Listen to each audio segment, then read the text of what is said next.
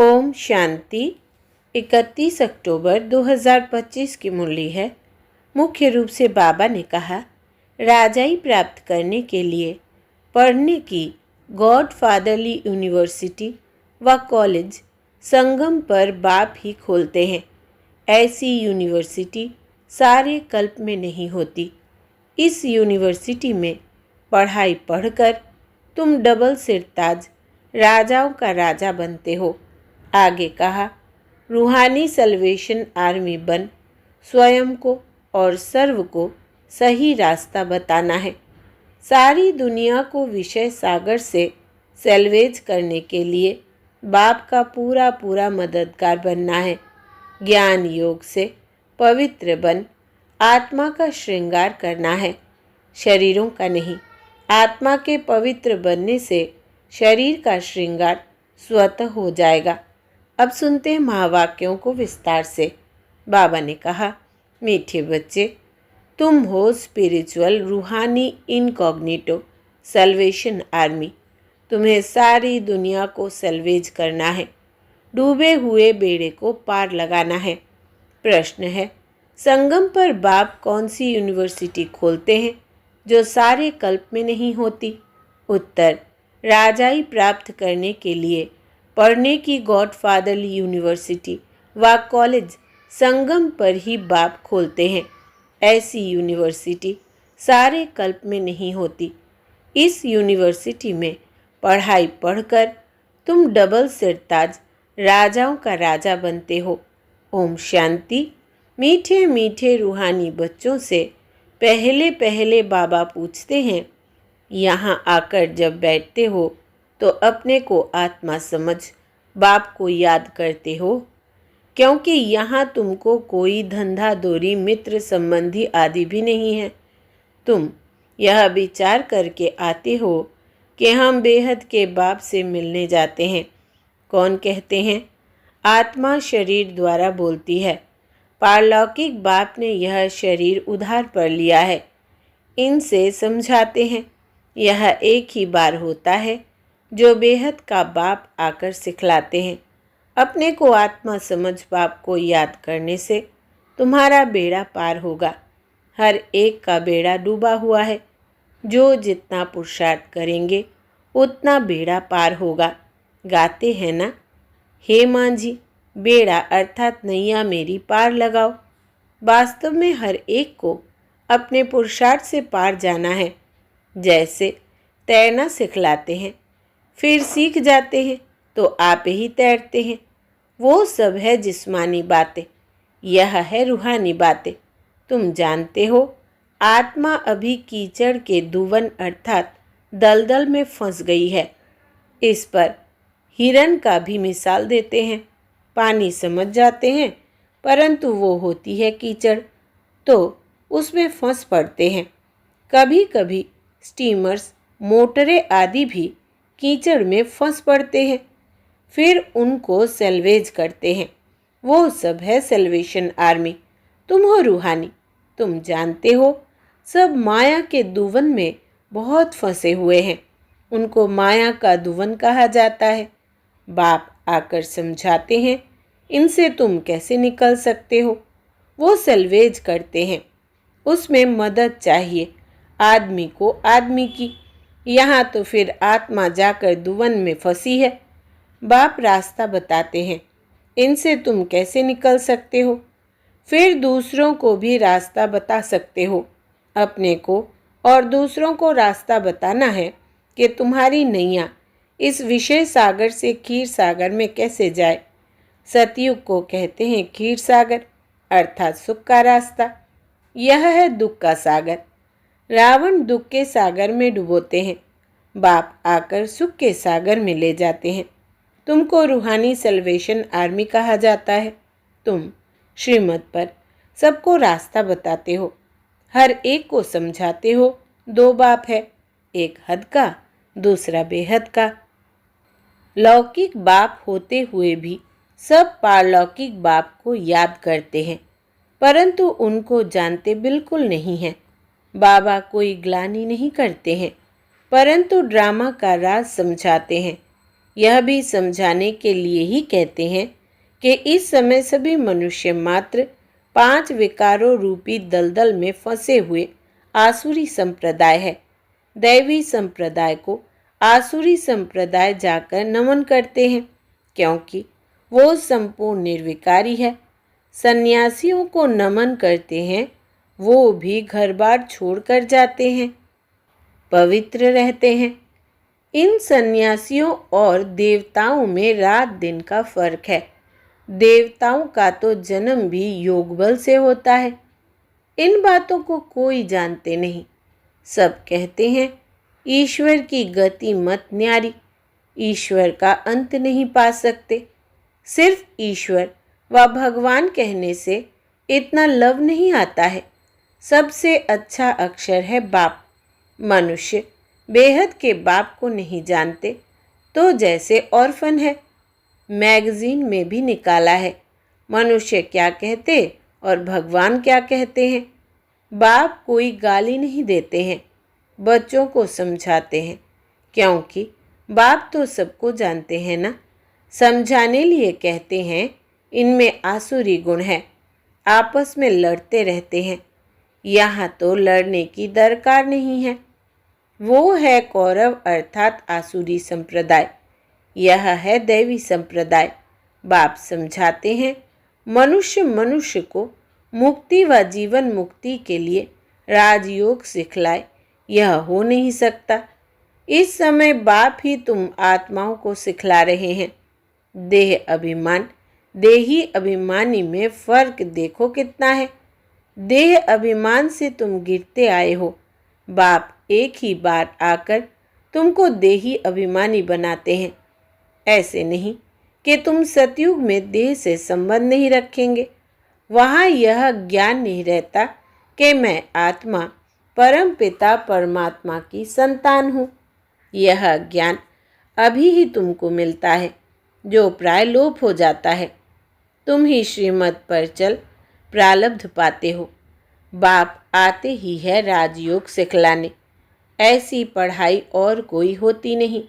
Double सिर ताज राजाएं सतयुग में होते हैं, फिर सिंगल ताज वालों की राजाई भी है। अभी वो राजाई नहीं रही है, प्रजा का प्रजा पर राज्य है। तुम बच्चे अभी राजाई के लिए पढ़ते हो। इसको गॉड फादरली यूनिवर्सिटी कहा जाता है। तुम्हारा नाम भी लिखा हुआ है। वो लोग भल नाम रखते हैं गीता पाठशाला। पढ़ाते कौन है? श्री कृष्ण भगवान उवाच कह देंगे।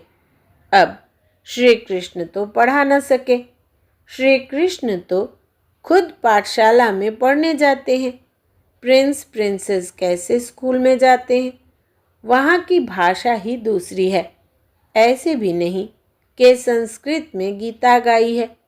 यहाँ तो अनेक भाषाएं हैं। जो जैसा राजा होता है वो अपनी भाषा चलाते हैं। संस्कृत भाषा कोई राजाओं की नहीं है। बाबा कोई संस्कृत नहीं सिखलाते हैं।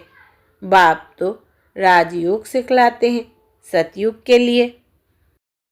बाप कहते हैं काम महाशत्रु है, इन पर जीत पहनो, प्रतिज्ञा कराते हैं। यहाँ जो भी आते हैं उनसे प्रतिज्ञा कराई जाती है।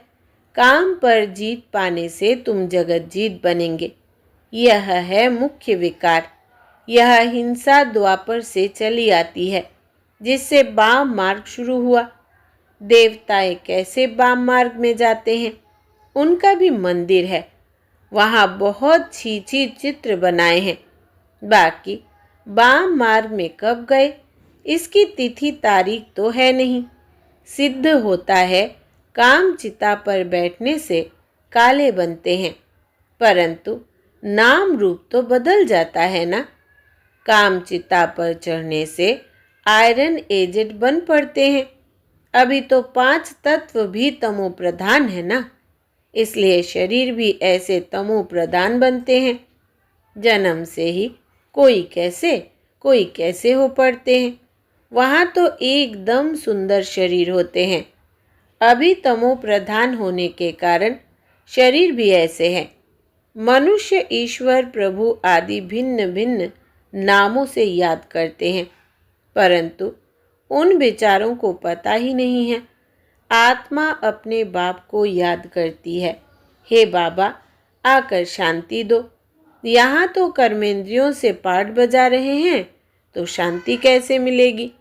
विश्व में शांति थी जबकि इन लक्ष्मी नारायण का राज्य था, परंतु लाखों वर्ष कल्प की आयु कह दी है तो मनुष्य बेचारे कैसे समझेंगे। जब इनका देवताओं का राज्य था तो एक राज्य एक धर्म था, और कोई खंड में ऐसे नहीं कहते कि एक धर्म एक राज्य हो। यहाँ आत्मा मांगती है एक राज्य हो। तुम्हारी आत्मा जानती है अब हम एक राज्य स्थापन कर रहे हैं, वहाँ सारे विश्व के मालिक हम रहेंगे। बाप हमको सब कुछ दे देते हैं, कोई भी हमसे राजाई छीन नहीं सकते। हम सारे विश्व के मालिक बन जाते हैं। विश्व में कोई सूक्ष्म वतन मूल वतन नहीं आता है। यह सृष्टि का चक्र यहाँ ही फिरता रहता है। इसको बाप जो रचयिता है वही जानते हैं, ऐसे नहीं कि रचना रचते हैं। बाप आते ही है संगम पर, पुरानी दुनिया से नई दुनिया बनाने। दूर देश से बाबा आया हुआ है। तुम जानते हो नई दुनिया हमारे लिए बन रही है। बाबा हम आत्माओं का श्रृंगार कर रहे हैं, उनके साथ फिर शरीरों का भी श्रृंगार हो जाएगा। आत्मा पवित्र होने से फिर शरीर भी सतो प्रधान मिलेंगे। सतो प्रधान तत्वों से शरीर बनेंगे। इन्हों का सतो प्रधान शरीर है ना, इसलिए नेचुरल ब्यूटी रहती है। गाया भी जाता है रिलीजन इज माइट। अब माइट मिली कहाँ से? एक ही देवी देवताओं का रिलीजन है जिससे माइट मिलती है। यह देवताएं ही सारे विश्व के मालिक बनते हैं और कोई विश्व के मालिक नहीं बनते हैं। तुमको कितनी माइट मिलती है? लिखा हुआ भी है, आदि सनातन देवी देवता धर्म की स्थापना शिव बाबा ब्रह्मा द्वारा करते हैं। यह बातें दुनिया में कोई जानते थोड़ी है। बाप कहते हैं मैं ब्राह्मण कुल स्थापन करता हूँ, फिर उन्हों को सूर्यवंशी डिनास्टी में ले आता हूँ। जो अच्छी रीति पढ़ते हैं वो पास हो सूर्यवंशी में आते हैं। है सारी ज्ञान की बात। उन्होंने फिर स्थूल वाण हथियार आदि दिखाए हैं। वाण चलाना भी सिखाते हैं। छोटे बच्चों को भी बंदूक चलाना सिखाते हैं। तुम्हारा फिर है योग वाण। बाप कहते हैं माँ में कम याद करोगे तो तुम्हारे विकर्म विनाश होंगे। हिंसा की कोई बात नहीं है। तुम्हारी पढ़ाई भी है गुप्त। तुम हो स्पिरिचुअल रूहानी सल्वेशन आर्मी। यह कोई को मालूम नहीं है कि रूहानी आर्मी कैसे होती है। तुम हो इनकॉग्निटो स्पिरिचुअल रूहानी सल्वेशन आर्मी। सारी दुनिया को तुम सल्वेज करते हो। सबका बेड़ा डूबा हुआ है। बाकी सोने की लंका कोई है नहीं। ऐसे नहीं कि सोनी द्वारिका नीचे चली गई है, वो निकल आएगी। नहीं, द्वारिका में भी इनका राज्य था, परंतु सतयुग में था। सतयुगी राजाओं की ड्रेस ही अलग होती है, त्रेता की अलग। भिन्न भिन्न ड्रेस, भिन्न भिन्न रस्म रिवाज होती है। हर एक राजा की रस्म रिवाज अपनी अपनी। सतयुग का तो नाम लेते ही दिल खुश हो जाती है। कहते ही है स्वर्ग पैराडाइज, परंतु मनुष्य कुछ भी जानते नहीं। मुख्य तो है यह दिलवाड़ा मंदिर। हूबहू तुम्हारा यादगार है। मॉडल्स तो हमेशा छोटा बनाते हैं ना। यह बिल्कुल एक्यूरेट मॉडल्स है। शिव बाबा भी है, आदि देव भी है। ऊपर में बैकुंठ दिखाया है। शिव बाबा होगा तो जरूर रथ भी होगा। आदि देव बैठा है। यह भी किसको पता नहीं है। यह शिव बाबा का रथ है। महावीर ही राजाई प्राप्त करते हैं। आत्मा में ताकत कैसे आती है यह भी तुम अभी समझते हो। घड़ी घड़ी अपने को आत्मा समझो। हम आत्मा सतो प्रधान थी तो पवित्र थी। शांति धाम सुख धाम में जरूर पवित्र ही रहेंगे। अब बुद्धि में आता है कितनी सहज बात है। भारत सतयुग में पवित्र था, वहाँ अपवित्र आत्मा रह ना सके। इतनी सब पतित आत्माएं ऊपर कैसे जाएंगी? जरूर पवित्र बनकर ही जाएंगी। आग लगती है, फिर सभी आत्माएं चली जाएंगी, बाकी शरीर रह जाते हैं। यह सब निशानियां भी है। होलिका का अर्थ कोई समझते थोड़ी है। सारी दुनिया इसमें स्वाहा होनी है। यह ज्ञान यज्ञ है। ज्ञान अक्षर निकाल बाकी रुद्र यज्ञ कह देते हैं। वास्तव में यह है रुद्र ज्ञान यज्ञ। यह ब्राह्मणों द्वारा ही रचा जाता है। सच्चे सच्चे ब्राह्मण तुम हो।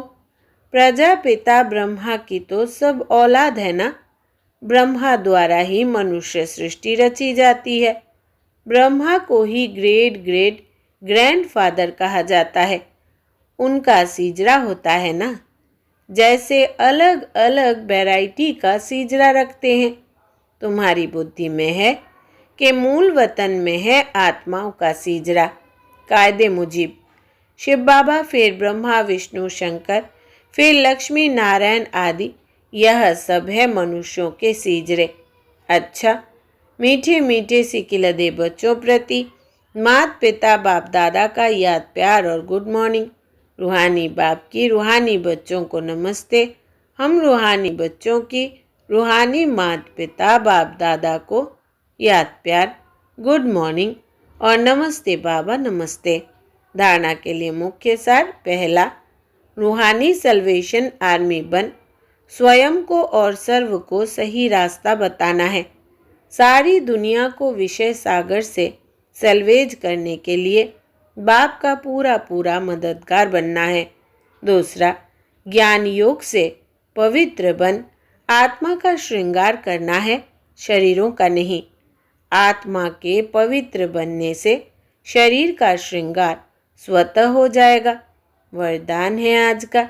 किनारा करने के बजाय हर पल बाप का सहारा अनुभव करने वाले निश्चय बुद्धि विजयी भव। विस्तार है। विजयी भव की वरदानी आत्मा हर पल स्वयं को सहारे के नीचे अनुभव करती है। उनके मन में संकल्प मात्र भी बेसहारे व अकेलेपन का अनुभव नहीं होता। कभी उदासी या अल्पकाल के हद का वैराग्य नहीं आता। वे कभी किसी कार्य से, समस्या से, व्यक्ति से किनारा नहीं करते, लेकिन हर कर्म करते हुए, सामना करते हुए, सहयोगी बनते हुए बेहद की वैराग्य वृत्ति में रहते हैं। स्लोगन है, एक बाप की कंपनी में रहो और बाप को ही अपना कंपेनियन बनाओ। एक बाप की कंपनी में रहो और बाप को ही अपना कंपेनियन बनाओ। अव्यक्त इशारे। स्वयं और सर्व के प्रति मनसा द्वारा योग की शक्तियों का प्रयोग करो। दिव्य बुद्धि रूपी विमान द्वारा सबसे ऊंची चोटी की स्थिति में स्थित हो। अव्यक्त वतनवासी बन विश्व की सर्व आत्माओं के प्रति शुभ भावना और श्रेष्ठ कामना के सहयोग की लहर फैलाओ।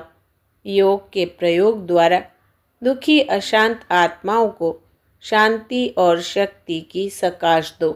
अच्छा, ओम शांति।